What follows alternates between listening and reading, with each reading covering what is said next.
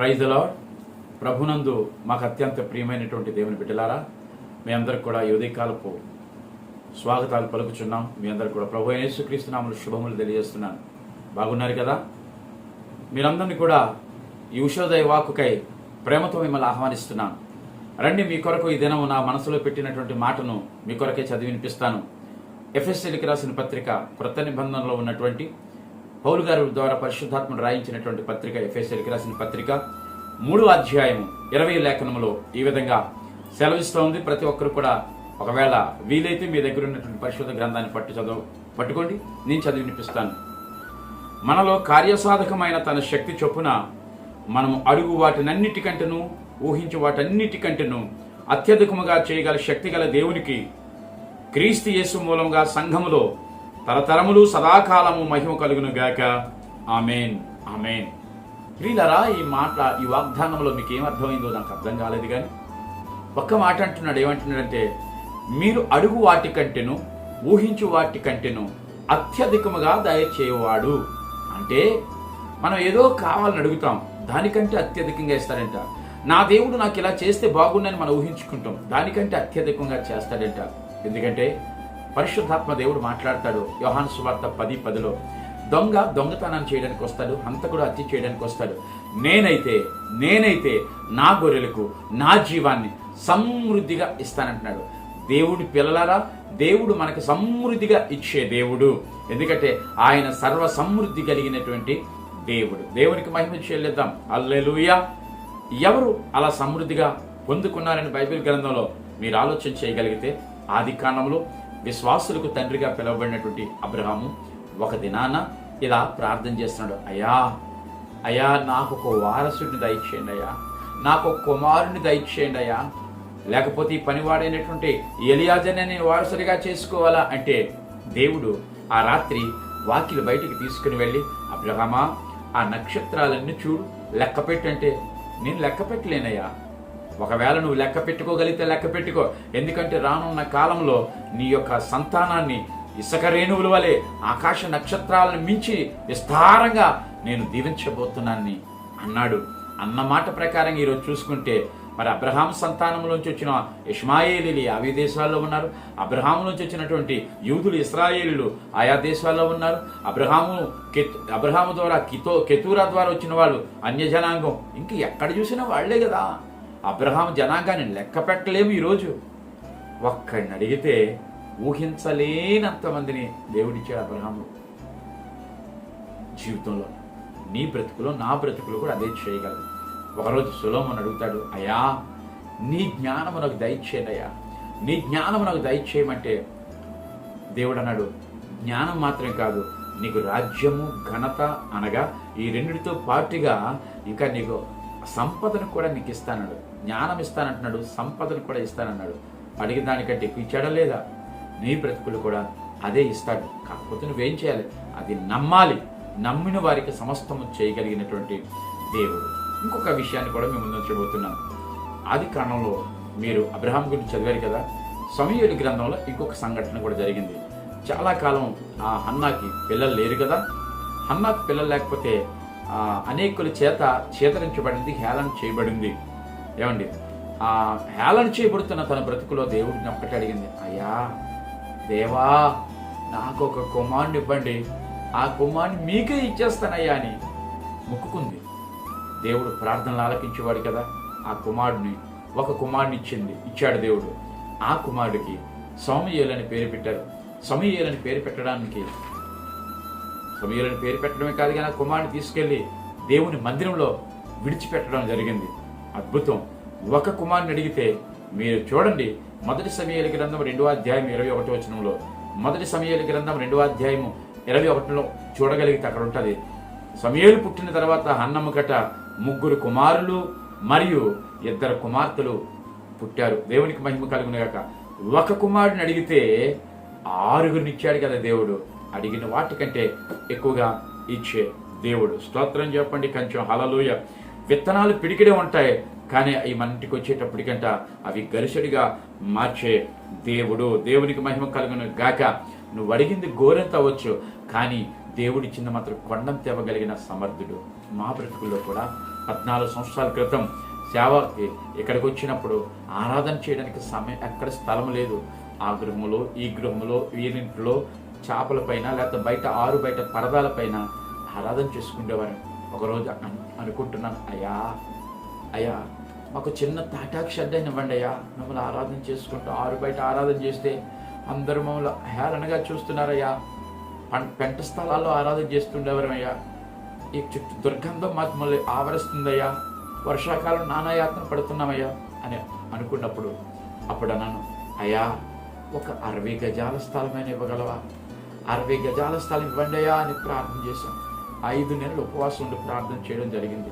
ప్రియులారా, ఉపవాస ప్రార్థన వల్ల ఏదో అద్భుతం జరిగిందని చెప్పుకోవడానికి కాదు, కానీ ఆ మహాదేవుని మహాకృప 60 గజాలు అడిగితే అంతకు 3-4 రెట్లుగా ఒక గొప్ప స్థలాన్ని ఇచ్చి ఆ గొప్ప స్థలంలో మహిమ కలిగిన మందిరాన్ని కట్టడానికి దేవుడు కృప చూపించాడు. మా బ్రతుకుల్లో దేవుడు చేసిన దేవుడు నీ బ్రతుకులో దేవుడు చేయలేడా? అంతవరకు ఎందుకు? 2022 డిసెంబర్ నెలలో నేను బెడ్ రిటర్న్ అయిపోయాను, ఉండిపోయాను.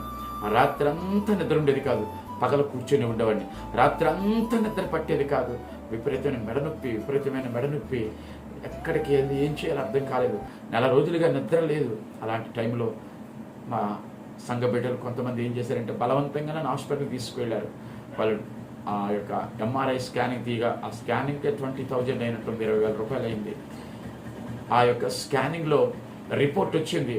ఆ స్పెషలిస్ట్, ఆ స్పైనల్ కార్డ్ స్పెషలిస్ట్ ఉన్నారు, ఆయన చూస్తున్నారు, నా ముఖం వైపు చూస్తున్నారు, రిపోర్ట్ వైపు చూస్తున్నారు, రిపోర్ట్ వైపు చూస్తున్నారు, నా ముఖం వైపు చూస్తున్నారు. అయ్యా మీరేం చేస్తారు? దేవుని సేవకున్నయ్యా, ఎలా బ్రతుకున్నారయ్యా, ఎలా తిరుగుతున్నారు మీరు? నాకు అర్థం కావట్లేదు. డాక్టర్ గారు అన్నారు, అయ్యా మీరు ఎలా బ్రతుకుతున్నారయ్యా? అయ్యా ఏమైంది చెప్పండి అంటే, నా వంక చూస్తున్నారు, రిపోర్ట్ చూస్తున్నాడు, డాక్టర్ గారు నా వంక చూస్తున్నారు. చూసి అన్నారు, ఒకటే అన్నారు, అయ్యా నిజం చెప్పమంటారా? చెప్పండి అయ్యా. నిజానికి ప్రతి మనిషిలో వెన్నుముకలో 23 డిస్కులు ఉంటాయి. ఆ 23 డిస్కులో మీకు 11 డిస్కులు డ్యామేజ్ అయిపోయాయా? 11 డిస్కులు అవి లూజ్ అయిపోయాయి. ఒక డిస్క్ని ఆపరేట్ చేయాలంటే, ఒక డిస్క్ సర్జరీ చేయాలంటే 10 లక్షల రూపాయలు అవుతాయి. అది గ్యారంటీ చెప్పలేము. ఒక డిస్క్ ఆపరేషన్ చేసేటప్పుడు కాలు చేయి కూడా పడిపోయే ప్రమాదం ఉంది, ప్యారలైజ్డ్ అయ్యే అవకాశం ఉంది అన్నారు. కనుక మీకు ఒక సలహా ఇవ్వగలను. ఏంటి ఆ సలహా అంటే, 2 సంవత్సరాలు బెడ్ దిక్కకూడదు, మీరు మాట్లాడకూడదు, ఏం చేయకూడదు, ఈ ట్యాబ్లెట్లు వాడుతూ అలా ఉండండి అన్నారు. ఇంటికి వచ్చాను. కొద్ది వారాలు పాస్టమ్మ గారి సేవకురాలు నడిపించుకున్నారు మందిరాన్ని. నేను ఇంట్లో బెడ్ పై నుండి ఆరాధనలో పాల్గొంటూ ఉండేవాడిని. ఏడ్చుకుంటున్నాను, ప్రభువా ఇందుకే నన్ను పిలుచుకున్నావా? ఇంతటితో నా బ్రతికైపోయిందా? అక్కడ ఆరాధన చేస్తుంటే ఇక్కడ నేను పడుకొని ఉండాలా? వాళ్ళు మాట్లాడుతుంటే నేను ఇక్కడ కూర్చొని వినాలా? అందుకే పిలుచుకున్నావా అని దుఃఖరవంతో నేను బాధపడుతున్న సందర్భంలో ఒకరోజు ఒక మాట అన్నాను, ప్రభువా బ్రతికితే నీ కొరకు సాక్షిగా ఆరోగ్యకరంగా ఉంచండి, లేదంటే నీ సన్నిధికి పిలుచుకోండి ప్రభు అని బాధపడుతూ ఒక మాట అన్నాను. అయ్యా మాట్లాడితే విపరీతమైన నొప్పి వస్తుందయ్యా, ఇలా మాట్లాడితే విపరీతమైన నొప్పి వస్తుందయ్యా, విన్నంత నొప్పి వస్తుందయ్యా. అయ్యా నేను గొప్పగా ప్రార్థన చేయాలని కాదు కానీ, ఆరాధన చేయాలని కాదు కానీ, కనీసం నీ సత్య సువార్త ప్రకటించడానికి మాట్లాడితే విపరీతమైన నొప్పి వస్తుందయ్యా, ఒక్క అవకాశం ఇవ్వండి అయ్యా అని నేను ప్రభుతో మాట్లాడుకున్నాను. ప్రభువా ఒక్క అవకాశం ఇవ్వండి, మాట్లాడతానయ్యా, నీ గురించి నేను మాట్లాడుతూ ఆరోగ్యకరంగా ఉంచండి అయ్యా అని నేను అడిగాను.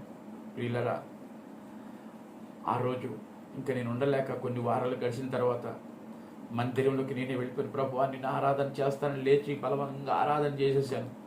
మొదటి నొప్పి వచ్చింది, విపరీతంగా నొప్పిని పట్టించుకోకుండా విపరీతమైన ఆరాధన చేశాను. అద్భుతం ఏంటో తెలుసా, ఆరాధనలో నాకు తెలియని ఒక బలమైన శక్తి నన్ను తాకడం జరిగింది.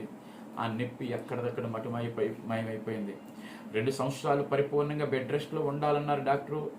2 సంవత్సరాలు కాదు, 2 వారాలు కూడా నేను ఆ బెడ్ పైన నేను ఉండలేదు. ప్రియులారా డాక్టర్ అన్నాడు ఎక్కడ మీరు మాట్లాడొద్దు అన్నాడు, ఎక్కడికి వెళ్ళొద్దు అన్నాడు, బైక్ డ్రైవ్ చేయొద్దు అన్నాడు. కానీ దేవుని మహాకృప, అయ్యా నేను మాట్లాడడానికి ఒక అవకాశం ఇవ్వండి అని అడిగాను. ఈరోజు మాట్లాడడానికి కాదు, పాటలు పాడుతున్నాను, ఆరాధన చేస్తున్నాను, అనేక ఉజ్జీవ సభల్లో వాడడానికి దేవుడు కృప చూపిస్తున్నాడు. ప్రియులారా, ఈరోజు ప్రతిరోజు నేను బైక్ డ్రైవ్ చేసుకొని వెళ్తున్నాను. ఆ నొప్పండిది నాకు లేకుండా దేవుడు చేశాడు. అడిగింది కొంచెమే, ఆయన చేసింది కొండంతా. హల్లెలూయా. నా బ్రతుకులో దేవుడు చేసిన కార్యం నీ బ్రతుకులో చేస్తాడు. చెల్లమ్మ, తమ్ముడా, ఏమి నువ్వు అడుగుతున్నావు? అయితే ఒకటి, మనం విశ్వసించాలి. నువ్వు నమ్మితే, నువ్వెవరినైతే నమ్ముతున్నావో ఆ నమ్మువాడికి నీ ఎడల కార్యాలు చేయడానికి సమర్థుడు కదా. ఆయన సర్వసమృద్ధినిచ్చే దేవుడు కదా. ఈ యొక్క ఉదయకాల సమయంలో చెల్లమ్మ, తమ్ముడా, ఏటి నీ జీవితంలో అవసరం దానికి తెలియదా? ఆ అవసరాలన్నీ మించి సమృద్ధిగా ఇచ్చే దేవుడు. అటువంటి సమృద్ధి నీ కుటుంబంలో, నా కుటుంబంలో దేవుడు అనుగ్రహించుగాక. ఈ పరిచర్య కొరకు మీరు ప్రార్థించండి. ఉదయకాల సమయంలో అడిగిన వాటికంటే, ఊహించిన వాటికంటే సమృద్ధిగా ఇచ్చే దేవుడు. ఆ సమృద్ధిలో నీవు కూడా ఈ వాగ్దానంలో పాలిభాగస్రవడి ప్రభు పేరట కోరుతున్నట్టు కృపాక్షేమల చేత దేవుడిని పునిగాక. ఆమె తల వంచండి, ప్రార్థన చేసుకుందాం. కృపా సత్య సంపూర్ణుడైన మా పరలోకపు ప్రియ తండ్రి, మీ పరిశుద్ధ ఘనమైన నామమునికి వందనాలు చెల్లిస్తున్నామయ్యా. దిగోనని ఉదయకాల సమయంలో తండ్రి నాయన, ఈ ఉషోదయ వాక్కుగా అడిగిన వాటికన్నా, ఊహించిన వాటికంటే అత్యధికంగా దయచేయువాడా, కృతజ్ఞతలు తెలియజేసుకుంటున్నాం.